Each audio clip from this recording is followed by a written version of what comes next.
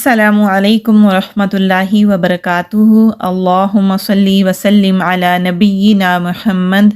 سنن ترمذی کی حدیث ہے، سیدنا معاذ بن جبل رضی اللہ تعالیٰ عنہ رسول اللہ صلی اللہ علیہ وآلہ وسلم سے روایت کرتے ہیں کہ اللہ تعالیٰ نے رسول اللہ صلی اللہ علیہ وآلہ وسلم کو خواب میں ارشاد فرمایا، اے محمد، میں نے عرض کیا، اے میرے رب، میں حاضر ہوں۔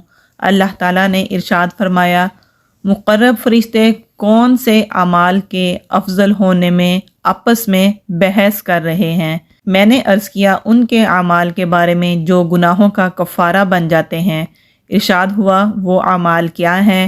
میں نے عرض کیا، جماعت کی نمازوں کے لیے چل کر جانا، ایک نماز کے بعد دوسری نماز کے انتظار میں بیٹھے رہنا، اور ناگواری کے باوجود مثلاً سردی کے موسم میں اچھی طرح سے وضو کرنا۔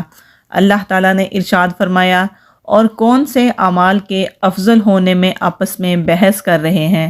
میں نے عرض کیا، کھانا کھلانا اور نرم بات کرنا، اور رات کو جب لوگ سو رہے ہوں نماز پڑھنا۔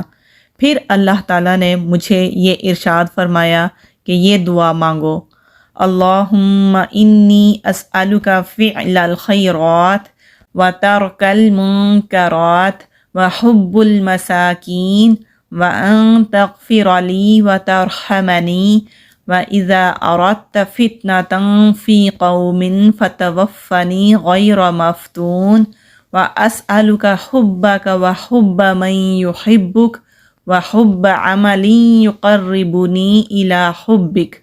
اے اللہ، بے شک میں تجھ سے نیکیاں کرنے، برائیوں سے بچنے اور مسکینوں سے محبت کا سوال کرتا ہوں، اور یہ کہ تو مجھے بخش دے اور مجھ پر رحم فرما، اور جب تو کسی قوم کو آزمائش میں مبتلا کرنے کا ارادہ کرے تو مجھے بغیر آزمائش کے فوت کر دے، اور میں تجھ سے تیری محبت کا سوال کرتا ہوں، اور اس کی محبت کا جو تجھ سے محبت کرتا ہے، اور اس عمل کی محبت کا جو مجھے تیری محبت کے قریب کر دے۔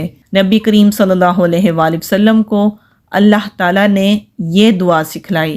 نبی کریم صلی اللہ علیہ وآلہ وسلم نے ہمارے لیے یہ ارشاد فرمایا ہے کہ یہ دعا حق ہے، لہٰذا اسے سیکھنے کے لیے بار بار پڑھو۔